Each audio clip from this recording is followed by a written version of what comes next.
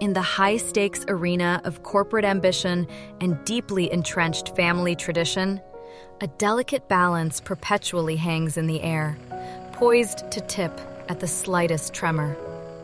Our narrative unfolds against this backdrop, where the meticulous operations of a burgeoning enterprise intertwine with the profound personal decisions of its leadership, sparking a conflict that threatens to consume both. The morning began with the rhythmic hum of commerce, a symphony of progress orchestrated by unseen hands. A key lieutenant, his posture conveying a quiet diligence, presented his report to James, the CEO. "Hello, boss," he began, his voice calm yet imbued with the satisfaction of tasks thoroughly executed. "I have completed everything as you wanted. I have also completed the work you handed over." This wasn't merely a factual update. It was a reaffirmation of trust, a testament to the efficient machinery James had painstakingly built. The completion of a critical contract loomed large, a testament to the team's relentless effort. "Today I called the boss up here to see the contract. The other side also accepted it, so that's good." The words carried the weight of substantial transactions, the invisible currents of financial flows that power economies. The agreement, secured and confirmed, signaled a victory in the competitive landscape, a testament to strategic negotiation and unwavering commitment. "Call me and I will handle it," the aide concluded, a subtle nod to the ongoing responsibilities that permeate every level of the organization. But as the gears of industry turned, a different, more ancient dynamic was simultaneously in motion. Far from the corporate boardrooms, in a realm governed by familial hierarchy and deeply ingrained expectations, James's father issued a summons. His voice, laden with the authority of patriarchal lineage, cut through the silence. "Dad, when you come back, report to Dad." It wasn't a request, it was a directive, an assertion of enduring control over his son's trajectory, even as James navigated his own empire. The elder statesman's concern was cloaked in paternal solicitude, yet beneath it lay an unspoken query regarding the efficacy and stability of James's independent venture. Is son's company here operating well? The question, seemingly innocuous, carried the weight of scrutiny, a subtle challenge to the autonomy James had forged for himself. The response from a mediator, a brother perhaps, or a trusted confidant, was carefully measured. It's still good, bro," he replied, acknowledging the inherent strength of James's leadership. "Because it's son's company, it's not too big, so I can still handle it." This assessment, while reassuring, also subtly hinted at the nascent stage of the company, perhaps implying a vulnerability that the father might exploit. The patriarch, however, remained unconvinced, his deeper anxieties surfacing. "I'm asking you, is there any problem when you come back now?" His words were sharp, piercing through the veneer of corporate success to expose a raw, personal agenda. "I want to visit my son and grandma." The stated desire for familial reunion masked a more potent, unresolved conflict. "But you still haven't given up the idea of not wanting your son to be with Diep," the confidant ventured, bravely addressing the elephant in the room. This wasn't merely about Diep. It was about the adopted child, a decision James had made that profoundly unsettled his father's traditional worldview. "I don't forbid it," the father declared, a fragile protest against an accusation he implicitly knew to be true. "But he suddenly adopted someone else's child. I can't accept it." The pronouncement hung heavy, a stark declaration of an unyielding boundary. For the father, this adoption transcended a personal choice. It was an aberration, a disruption to the established order, a challenge to lineage and purity. The confidant, ever the peacemaker, sought to soften the blow, to appeal to a universal human sentiment. "But that's also good.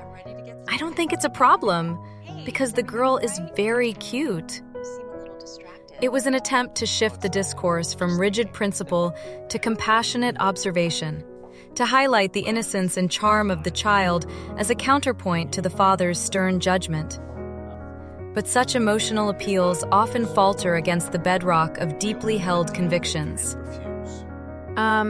If that's your intention and you don't want James and Diep to adopt the girl, one day you can go up and meet her in person and you will see how cute she is. The plea was clear.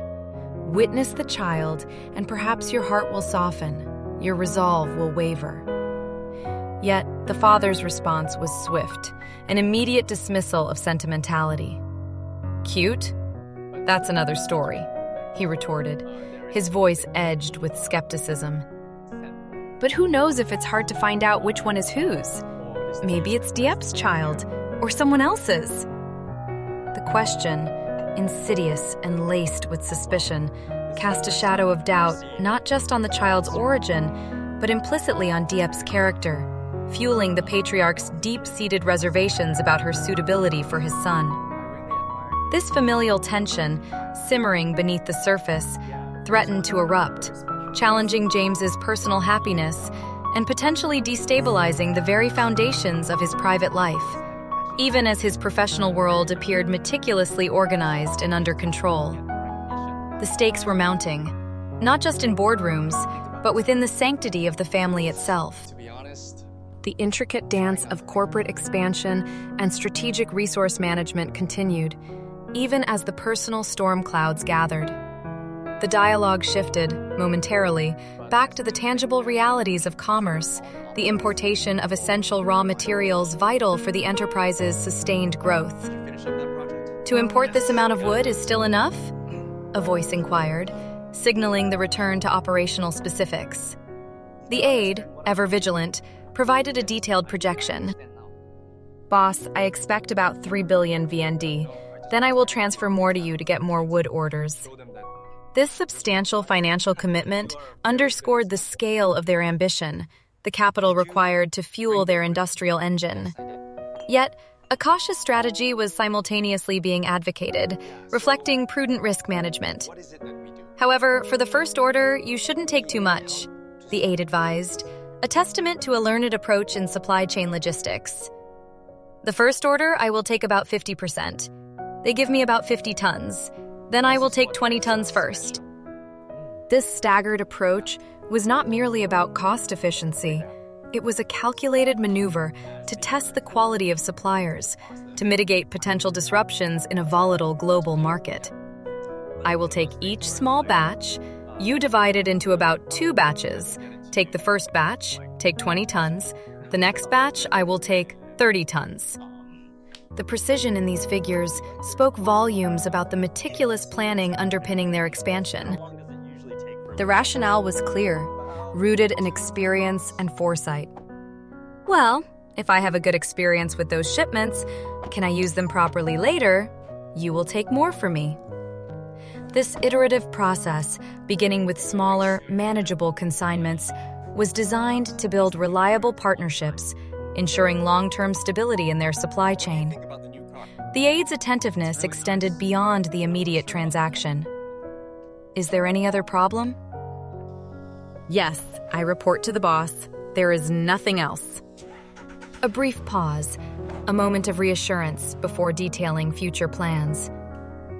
Next month, I will arrange to import a new batch of wood so I can run the business. This forward-looking statement underscored the continuous nature of their operations, the constant need for replenishment and strategic inventory management. James, ever the diligent CEO, sought to maintain strict oversight. Exactly what day you enter, just let me know so I can come over in person to check it out. This direct involvement, a hallmark of his leadership, reinforced the importance of quality control and operational transparency. This time we will have to do it more carefully. The emphasis on increased vigilance was clear, perhaps a lesson learned from past experiences or a reflection of the heightened stakes involved in their expanding enterprise.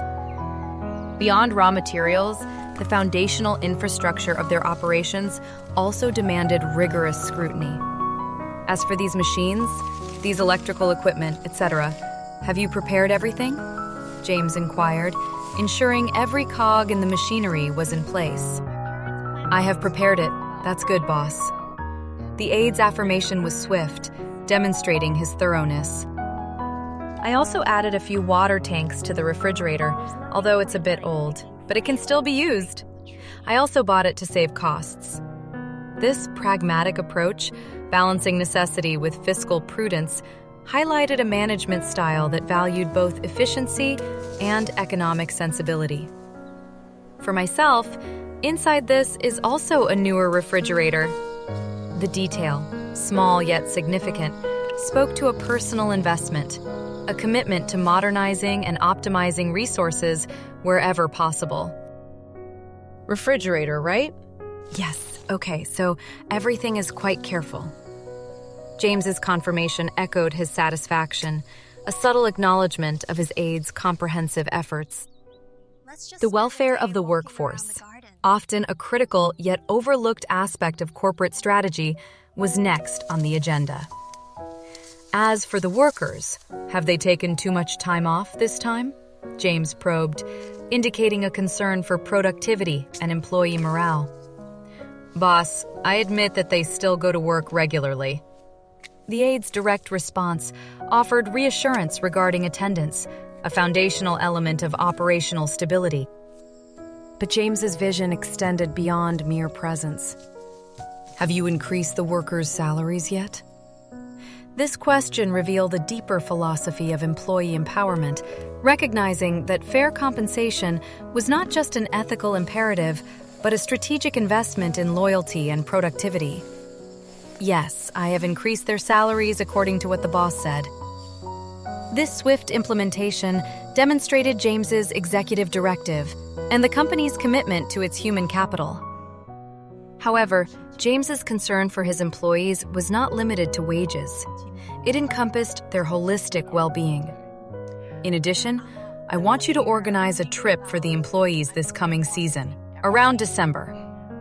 This was a strategic initiative, a tangible expression of appreciation designed to foster camaraderie and alleviate the pressures of daily labor.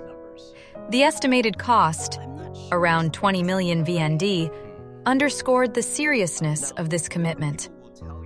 We will let workers travel for about 3 days. Try to keep it short. It will be about 3 days. 1 day to go, 1 day to go. 1 day to stay there, and the other day to come back. It will take me 3 days, so the total cost is 20 million VND. The precise itinerary and budget outlined the comprehensive nature of the plan. You just plan fully and in detail to see if the cost is enough. If it is not enough, just report back. Give me the details. James's instruction was clear. Meticulous planning, transparent reporting, and an unwavering commitment to the employees' welfare. But his generosity extended even further, reaching into the fabric of the employees' family lives. Workers can bring their families along, yes, James declared, a policy that transcended mere corporate benefits to touch upon societal responsibility. But for those who bring their families along, we will also support a certain amount of the cost. The rest, we will support 70%. This extraordinary gesture highlighted a profound empathy, a recognition that a worker's well-being was inextricably linked to that of their family. Yes, I will support all the travel expenses, food, accommodation, and food. However, as for how they spend their money, they will pay for it themselves. The delineation was precise. Core expenses covered, discretionary spending left to the individual. Each family will support 3 more people. Let them go. You just have to plan in detail.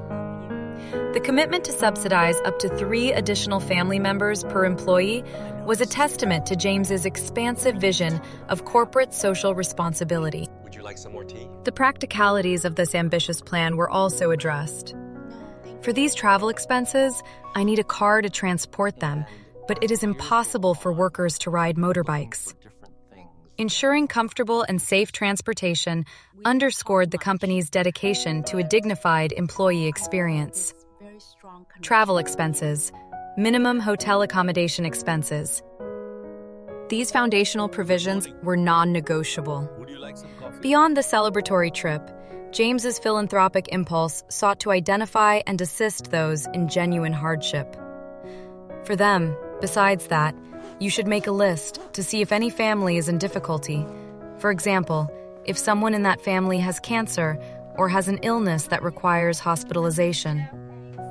This deep-seated empathy transformed a corporate entity into a safety net, an extension of communal care. You just make a list and then contact me. I will try to support the expenses for the people. It was a solemn promise, a demonstration of leadership rooted not just in profit, but in profound human connection.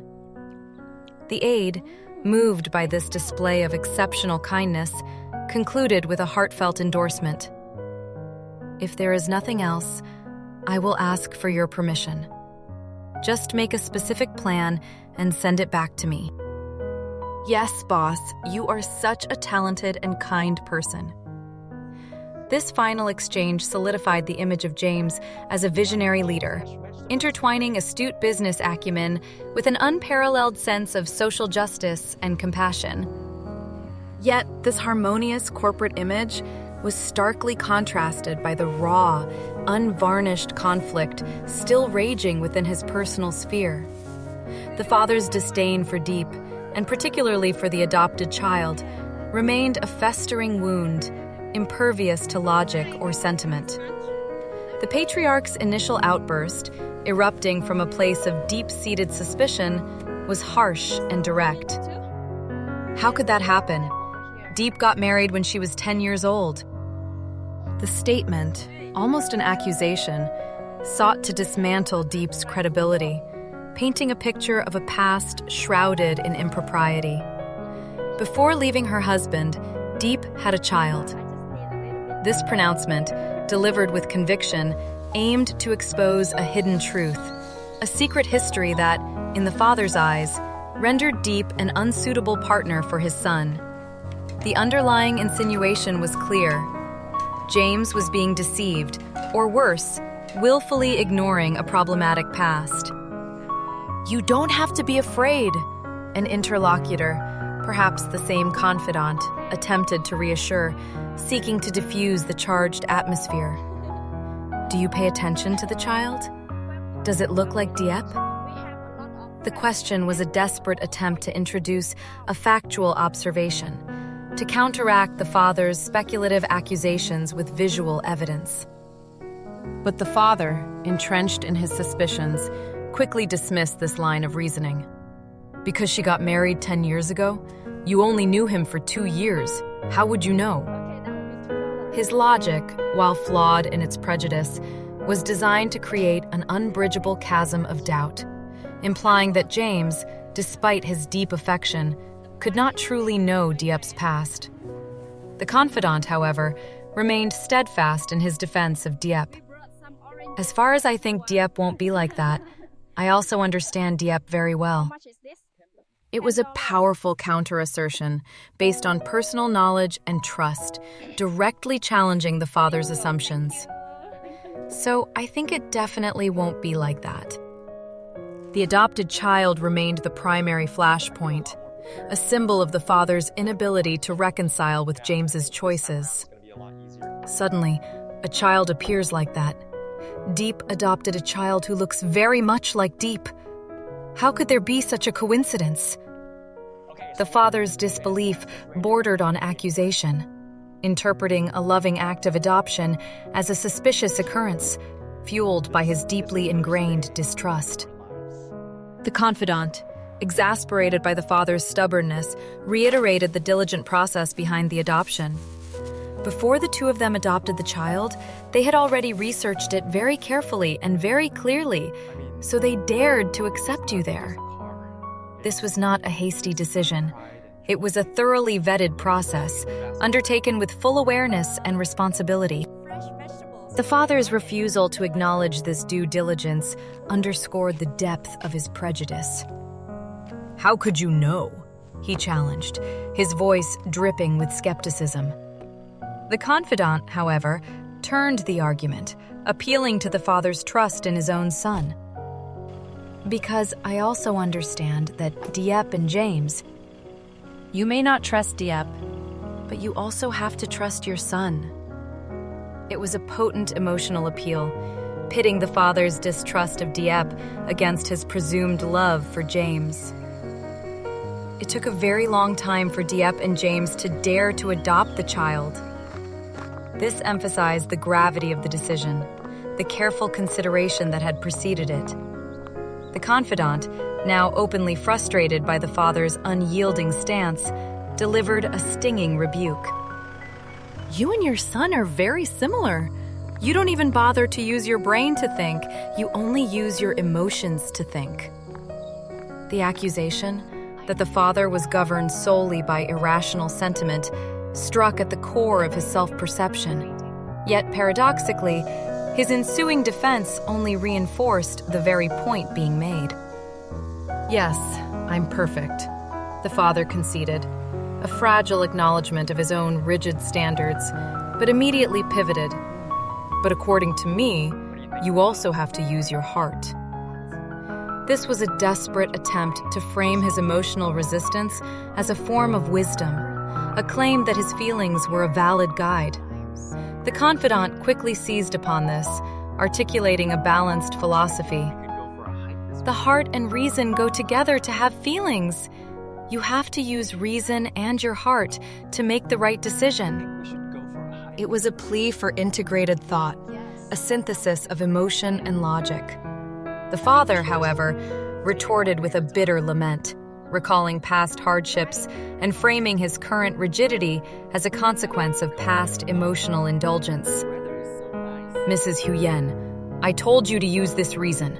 So today, you and your child wouldn't have starved to death if I had listened to my heart." His words painted a stark picture of past struggles, claiming that a reliance on heart had led to destitution. "Our family has been starving for a long time. How could we have today?" This rhetorical question underscored his unwavering belief that his unyielding, pragmatic approach had been the sole guarantor of their present prosperity. "I know that you have spent your whole life trying to have today," the confidant acknowledged, validating his struggle, yet gently urging a shift in perspective. "You also have to live more freely so that your children can be more comfortable." It was a call for liberation from the shackles of past trauma, a plea for the father to embrace a more open, less restrictive existence for the sake of the next generation. "If you keep living like the old days, it will be very difficult to live. You have to be a little more open-minded." The plea for flexibility, for a loosening of rigid doctrines, hung in the air. The father, however, remained defiant. "Aren't you open-minded yet?" he challenged, viewing his own concessions as already ample. "You and your child want to return to Vietnam. I will let you live wherever you want. I will let you live there. I will buy you a nice house and a nice car. I don't regret anything." This grand gesture of material provision, while seemingly generous, was presented as evidence of his liberality, a stark contrast to his emotional inflexibility regarding Diep and the child. "Do you know that? All my life, I worked hard just to make you less miserable. But later on, my son will enjoy everything. I didn't do anything for myself." He cast himself as the selfless martyr, his entire existence dedicated to securing his family's future, a narrative designed to justify his control and garner sympathy.